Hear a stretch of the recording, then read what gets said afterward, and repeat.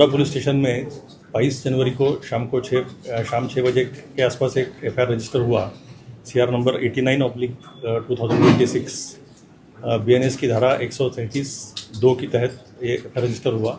इसमें कंप्लेनेंट थी फरजाना मोहम्मद फिरोज़ मंसूरी। उनकी कंप्लेंट ये थी कि जब वो अपने दोनों लड़कियों को लेके शॉपिंग के लिए गई थी तो बड़ी बेटी 3 साल की और छोटी बेटी 3 महीने की, उनको लेके जब वो गई थी तो रोड क्रॉस करना था, बड़ी बेटी रोने लग गई तो उसने एक औरत आ गई नकाब पहनने वाली और उसने बोला कि मैं भी रोड क्रॉस कर रही हूँ, बच्चे को मेरे पास दे दो। और बच्चे को उसने लिया, डिवाइडर तक दोनों साथ में गए। उसके बाद में फास्ट चली गई, उसके बाद में रिक्शा में बैठ के चली गई। वो रिक्शा का नंबर भी नहीं था, कुछ नहीं था। ये लोगों ने काफ़ी सर्च किया लेकिन कुछ पता नहीं चला। उसके बाद में पुलिस स्टेशन में आए तो उसके बाद में एफआईआर रजिस्टर हो गया। इतना ही क्लू था कि जो रिक्शा में वो बैठ के चली गई उसका नंबर नहीं था, लेकिन रिक्शा के पीछे आई करके लिखा हुआ था। तो उससे वो रिक्शा वाले को ट्रेस किया गया तो रिक्शा वाले ने यह बताया कि मैंने ये औरत को मुम्ब्रा रेलवे स्टेशन पर छोड़ा हुआ है। तो मुम्ब्रा रेलवे स्टेशन पर जाने के बाद वहाँ पूरे CCTV कवरेज की जांच की गई तो एक संदिग्ध महिला बुरखा पहनने वाली बदलापुर की तरफ गई, ऐसा ये हो रहा था। तो सभी स्टेशन मुम्ब्रा से लेकर बदलापुर तक सभी चेक किए गए और एक महिला को आइडेंटिफाई किया गया जो बदलापुर उतरी हुई थी। जाके वहाँ चेक किया लेकिन वो महिला वो नहीं थी कि जिसने बच्चे को ये किया था। तो उसके बाद में फिर जो 4 टीम थी, एक टीम ने टेक्निकल एनालिसिस फिर से शुरू किया मुम्ब्रा रेलवे स्टेशन पे आके। फिर जब जांच की तो उसके बाद में उससे ये पता चला कि प्लेटफॉर्म नंबर 2 पे एक बुरखा पहनी हुई औरत आती है, उसके हाथ में बच्चा है। वो एक आदमी को मिलती है, उनको मिलने के लिए तीसरी औरत आती है। उसके बाद में ये तीसरी औरत चली जाती है और ये दोनों बैठ के CST की तरफ जाते हैं। तो उसके बाद में CST की तरफ सभी स्टेशन चेक किए, उसमें ये पता चला कि ये दोनों ठाणे रेलवे स्टेशन पर उतरे हुए थे और ठाणे से उसके बाद में कोई ट्रेस नहीं हुआ। फिर जो तफ्तीश की गई, वो जो महिला चली गई थी मुम्ब्रा सिटी में उसकी तरफ।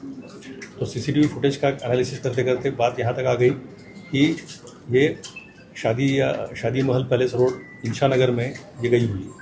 लेकिन वहाँ काफ़ी बिल्डिंग्स है और वो सभी जगह CCTV कवरेज है नहीं। लेकिन जो अपने लोकल सोर्सेस है उनका इस्तेमाल करते हुए, बाकी टेक्निकल एनालिसिस करते हुए ये महिला को आइडेंटिफाई किया गया। इसका नाम था नसरीन शेख।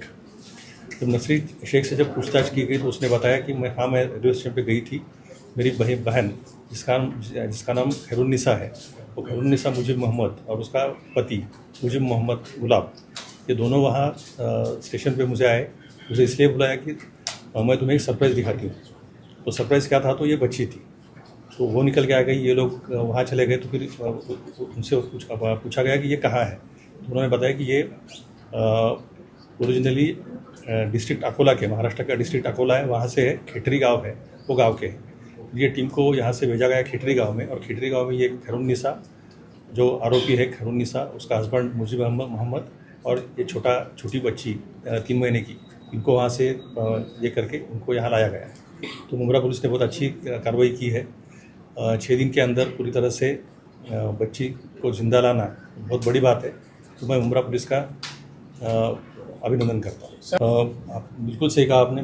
1600 से ज़्यादा CCTV कैमरास को सर्च किया गया, खंगाला गया और एक टेंशन हमेशा रहता है क्योंकि छोटी बच्ची है, बहुत कुछ बुरा हो सकता है, तो इसलिए टेंशन भी था। लेकिन इसलिए मैं टीम को ये करता हूँ कि ये लोगों ने मतलब दिन रात 16-16, 18-18 घंटा काम करके, कुछ लोग तो ऐसे है कि जो मतलब घर भी नहीं गए, पुलिस स्टेशन में भी नहीं गए, बाहर ही कंटिन्यूसली काम करते रहे और 6 दिन के अंदर बच्ची को वापस लाया। नहीं, रिश्तेदार नहीं थे। ये मुल्तान रहने वाली खेटरी करके गांव है, डिस्ट्रिक्ट अकोला में, महाराष्ट्र के डिस्ट्रिक्ट अकोला में खेटरी गांव है। ये खेटरी गांव की ये महिला थी और ये नसरीन की बहन थी। वो कोई बैकग्राउंड कुछ नहीं है, क्रिमिनल बैकग्राउंड कुछ नहीं है। शादी को 8 साल हो गए लेकिन बच्चा हुआ नहीं, बच्चा चाहिए था। किसी ने ये बताया कि मुम्ब्रा में मतलब ऐसा रोड साइड में बच्चों को छोड़ा जाता है वगैरह वगैरह, ऐसा कुछ सुन के, या मुम्ब्रा में मिल सकता है ऐसा कुछ आइडिया लगा के पहले 2 बार वो आ चुकी थी यहाँ, लेकिन कुछ हुआ नहीं। उनके लिए अभी देखिए ऐसा है कि इंसानियत की बात है कि अगर कोई एक लेडी जा रही है, उसके साथ में 2 बच्चे हैं और दूसरी कोई लेडी अगर बोल रही है कि चलो मैं तो आपको रोड क्रॉस करने में मदद करती हूँ, उसमें कोई नॉर्मली उसमें कोई शक संदेह की बात है नहीं, लेकिन ऐसा भी होता है। तो अपने बच्चों का ख्याल रखना चाहिए, अपने बच्चों को अपन खुद ही जहाँ तक लेके जाए उतना अच्छा है।